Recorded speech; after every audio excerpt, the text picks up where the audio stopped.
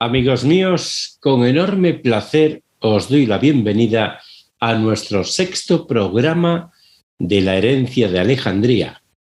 Espero que hayáis podido salir bien librados de nuestra aventura en Comala de hace 2 semanas, pero no penséis que en esta ocasión lo vais a tener más fácil. A los supervivientes del viaje en busca de Pedro Páramo y a todos los que se unen por primera vez en este espacio, os invito a seguirnos en nuestro canal, a darle like a nuestros vídeos y a activar las notificaciones para que no os perdáis ningún episodio de la herencia de Alejandría ni del legado de Borges 2.0.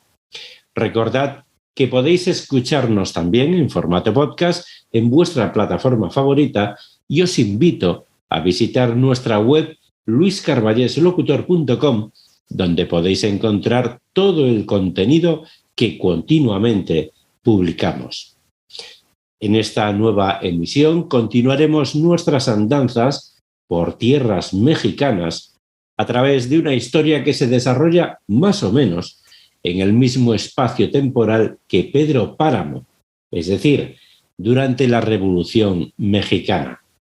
La diferencia radica en que la novela de Rulfo es una historia ficticia y el libro que vamos a comentar en esta ocasión es una crónica 100% apegada a los hechos históricos. El libro se llama Temporada de Zopilotes, del año 2009, y su autor es Paco Ignacio Taibo II. Se trata de la crónica de uno de los episodios más dramáticos de la Revolución Mexicana, que fue la llamada Decena Trágica, un período de 10 días que comprende desde la madrugada del 9 de febrero de 1913, en que comienza la revuelta para derrocar al presidente Francisco Madero, al 18 de febrero, fecha en que el presidente y el vicepresidente José María Pino Suárez fueron hechos prisioneros para ser luego asesinados. Este programa está especialmente dedicado a todas aquellas personas que, además de ser amantes de la literatura, lo son también de la historia. Comenzamos.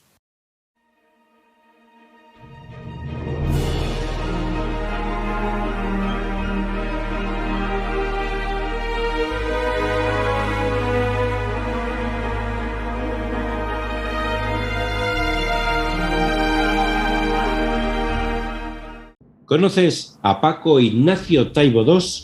Francisco Ignacio Taibo Maojo nació en Gijón, Asturias, en 1949 y se naturalizó mexicano el 4 de abril de 1984. La naturaleza de los lazos que unen a Taibo con México y España se explica por sí sola echando un vistazo a su historia familiar. Su padre, Paco Ignacio Taibo I, fue una figura muy importante en diversos ámbitos culturales, pero destacó sobre todo como escritor y periodista. Llegó a México procedente de España en 1959 con su esposa y su hijo Paco Ignacio Taibo II, invitado por Germán Figaredo, el Conejo, un famoso locutor de radio y productor de la televisión mexicana. Ya establecido en tierras aztecas, el matrimonio tuvo 2 hijos más, Benito y Carlos, dedicados también a la cultura y la intelectualidad. Durante el franquismo español, México no reconoció el régimen del dictador y, por lo tanto, fueron años en los que no existieron relaciones diplomáticas con España. Sin embargo, Paco Ignacio Taibo I abrió las puertas de su casa a cualquier español que quisiera un plato de comida. El único requisito era venir de España, tener una conversación interesante y contar cosas de allá. Así fue como la casa de los Taibo en la calle de Culiacán, en la colonia Condesa de la Ciudad de México, se convirtió en una embajada oficiosa de España, por la que diariamente circulaban personajes como Pedro Garfias, Max Auf, Luis Buñuel, Luis Alcoriza o Joan Manuel Serrat, quien considera a los Taibo como una segunda familia con la que sigue manteniendo una estrecha relación. Está claro que era un lugar donde se respiraba cultura, arte, historia y generosidad, y por lo tanto no es de extrañar el lugar que Paco Ignacio Taibo II ocupa desde hace años dentro del panorama cultural e intelectual internacional.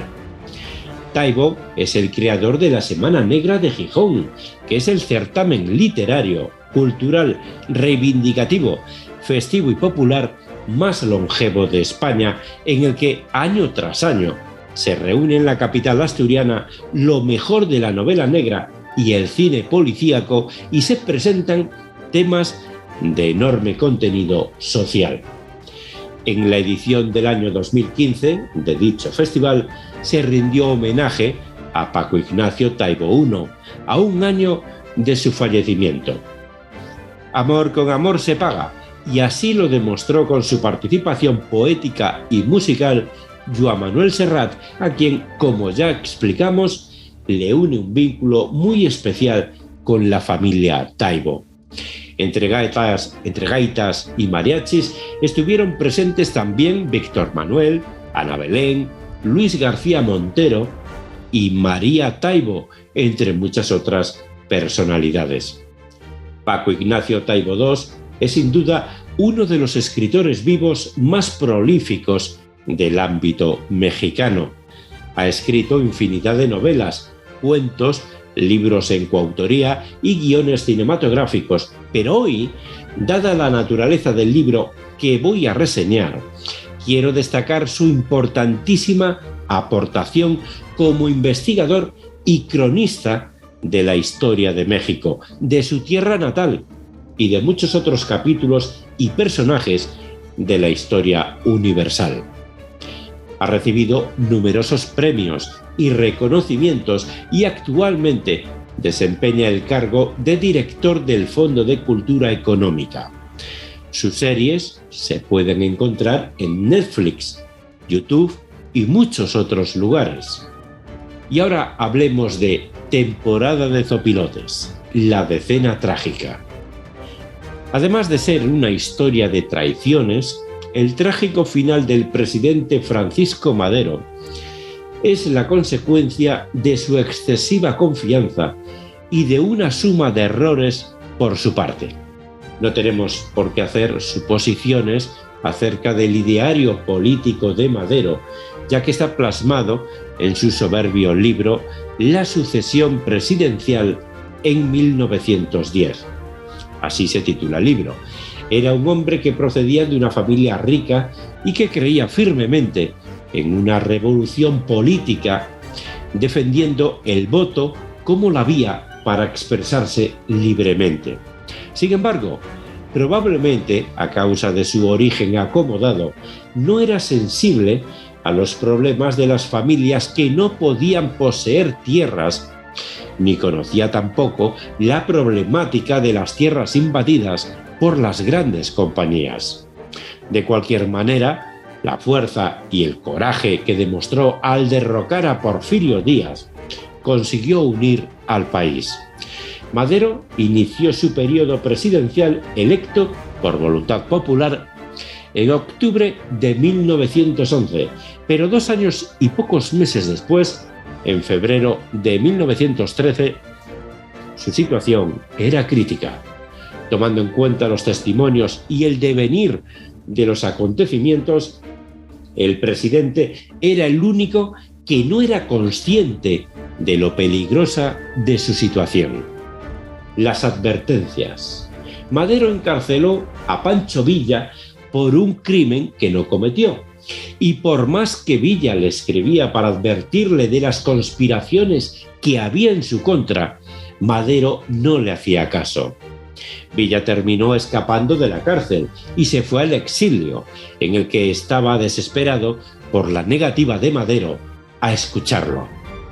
La conspiración más peligrosa para derrocar a Madero se gestó en La Habana, en Cuba, y estaba encabezada por Manuel Mondragón.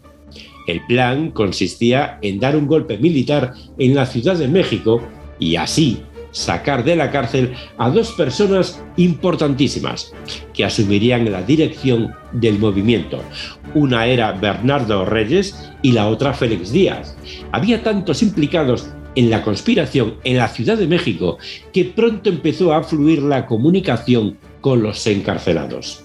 Aquí entra la figura de un personaje que pudo haber cambiado el rumbo de la historia si Madero le hubiera hecho caso: su hermano Gustavo. Gustavo era un hombre honesto, a carta cabal, a pesar de las constantes calumnias de las que era objeto.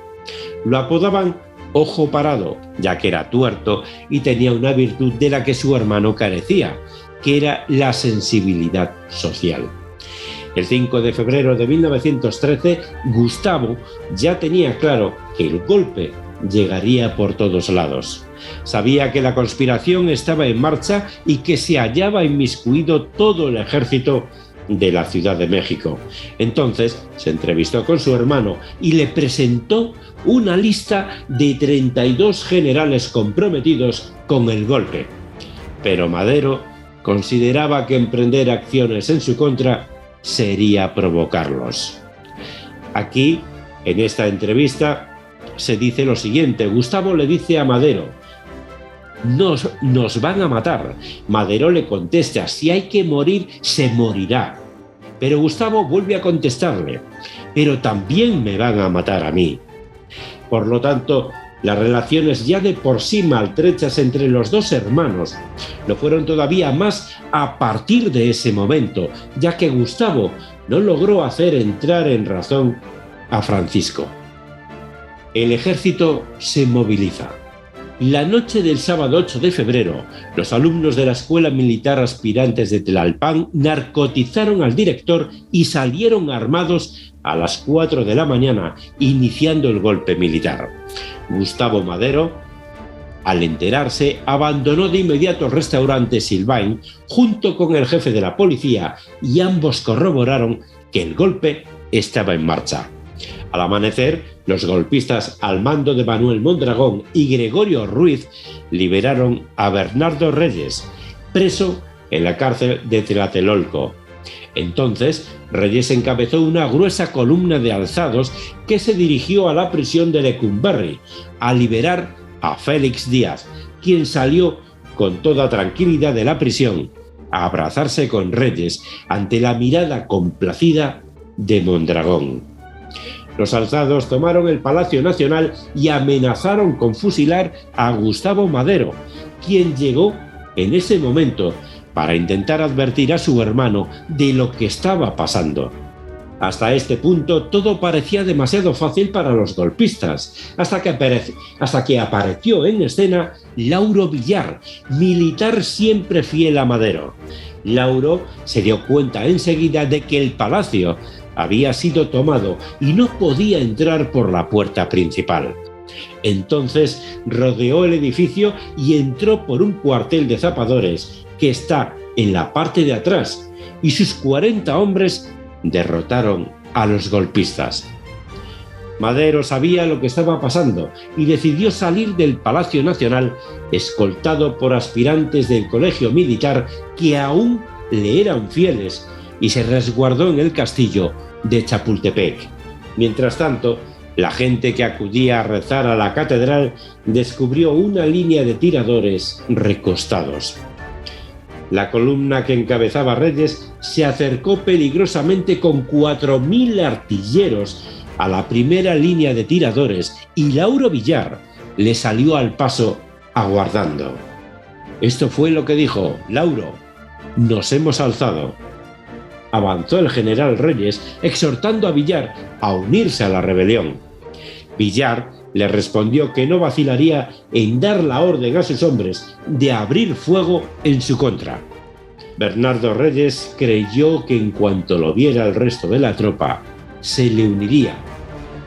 Entonces intentó echarle el caballo encima a Lauro Villar, quien en ese momento, sin dudarlo, dio la orden: ¡disparen!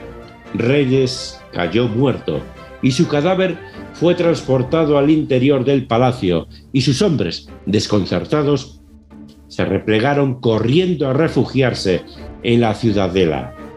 Los maderistas retomaron el control de la situación, a excepción de un pequeño grupo de aspirantes que subieron a una de las torres de la catedral y estuvieron actuando los 2 días siguientes como francotiradores con ayuda de los curas.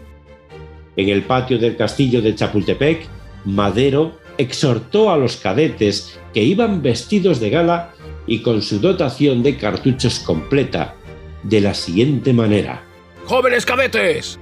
Unos cuantos malos mexicanos militares y civiles se han sublevado esta madrugada contra mi gobierno.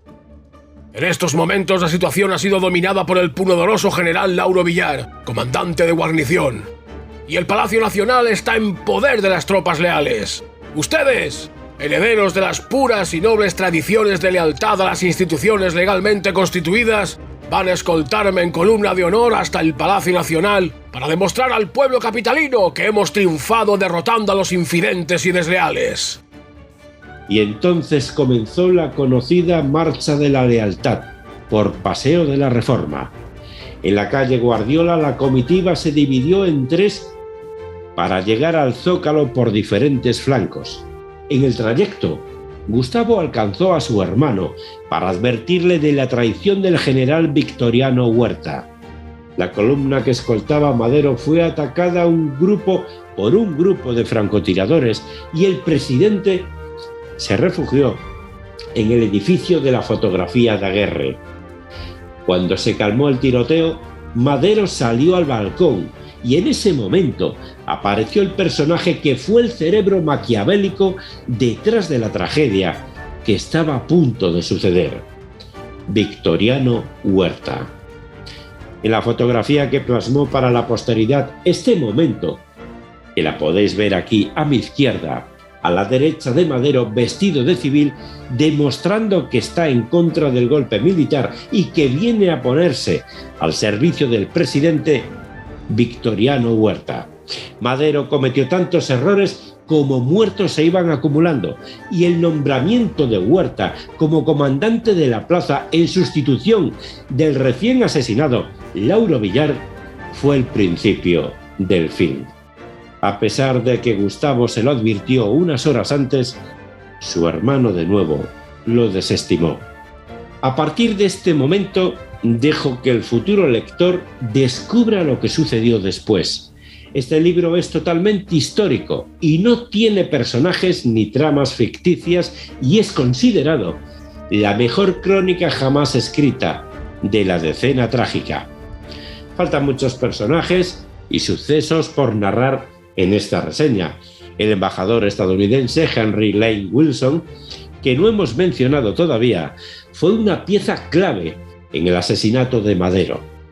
El asalto a la Ciudadela, la heroica resistencia del presidente, la dramática forma en que Gustavo Madero fue asesinado y muchos acontecimientos más son narrados de forma magistral por Paco Ignacio Taibo II. Disfrutad de esta extraordinaria crónica documentada de forma inmejorable.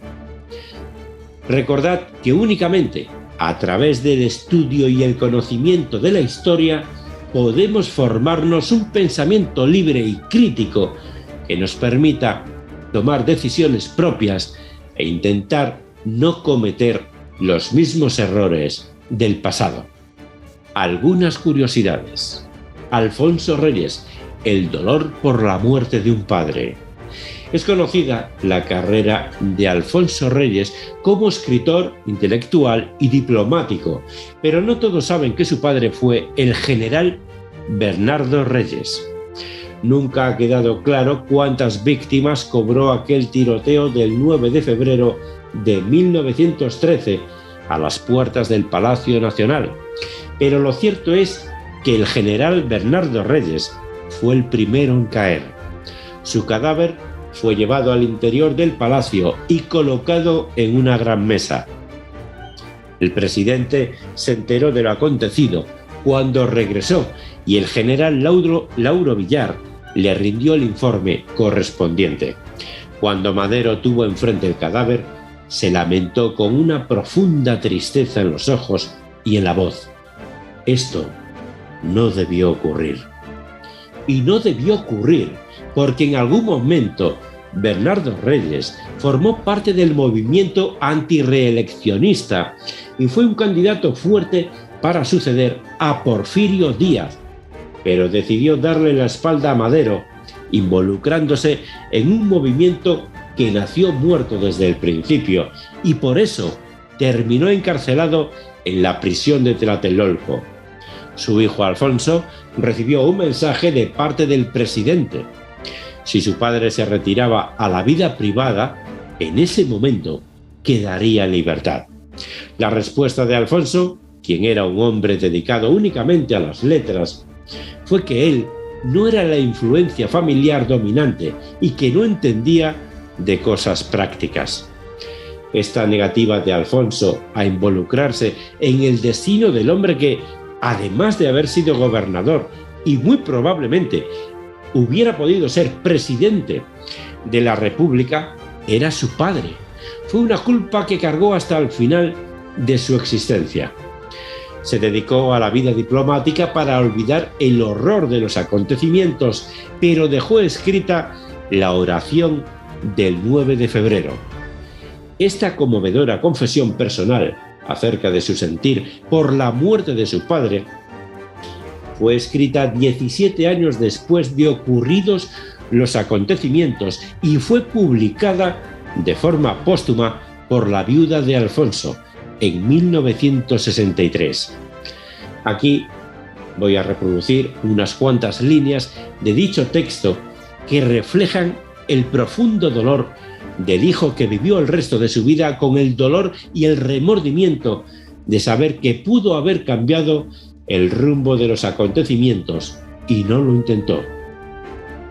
Dice así: el desgarramiento me ha destrozado tanto que yo, que ya era padre para entonces, saqué de mi sufrimiento una enseñanza. Me he esforzado haciendo violencia a los desbordes naturales de mi ternura, por no educar a mi hijo entre demasiadas caricias para no hacerle, físicamente, mucha falta el día que yo tenga que faltarle. Esto, como veis, es un extracto de la oración del 9 de febrero.